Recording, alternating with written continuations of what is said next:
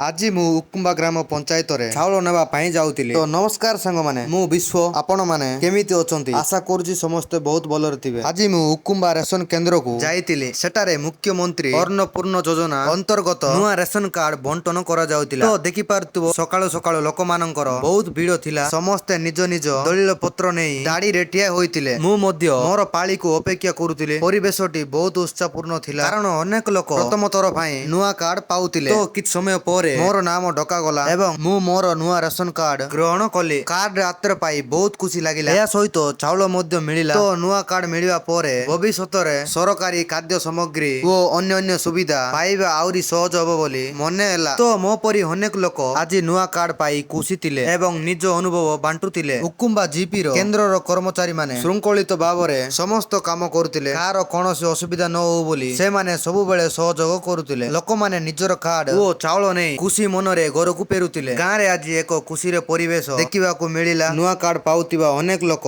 ଏହି ଯୋଜନାକୁ ସ୍ୱାଗତ କରୁଥିଲେ ଏବଂ ସରକାରଙ୍କୁ ଧନ୍ୟବାଦ ଜଣାଇଥିଲେ। ଆଜିର ଦିନଟି ମୋ ପାଇଁ ବହୁତ ସ୍ମରଣୀୟ ରହିବ। ତ ଉକୁମ୍ବା ଗ୍ରାମ ପଞ୍ଚାୟତରେ ନୂଆ ରେସନ କାର୍ଡ ପାଇବା ସହିତ ଚାଉଳ ମିଳିବାର ଅନୁଭବ ବହୁତ ଭଲ ଲାଗିଲା। ଏଭଳି ସରକାରୀ ଯୋଜନା ଗରିବ ଓ ସାଧାରଣ ଲୋକଙ୍କ ଜୀବନକୁ ସହଜ କରୁଛି। ତ ମୁଁ ଏହି ସମଗ୍ର ଅନୁଭବକୁ ମୋର ଭିଡିଓରେ ଧରି ରଖିଛି, ଯାହା ଦ୍ୱାରା ଆପଣମାନେ ମଧ୍ୟ ଦେଖିପାରିବେ କିପରି ଆଜି ଉକୁମ୍ବା ଜିପି ରେ ନୂଆ କାର୍ଡ ବଣ୍ଟନ ହେଲା ଏବଂ ଲୋକମାନେ ଏଥିରୁ କେତେ ଖୁସି ହେଲେ।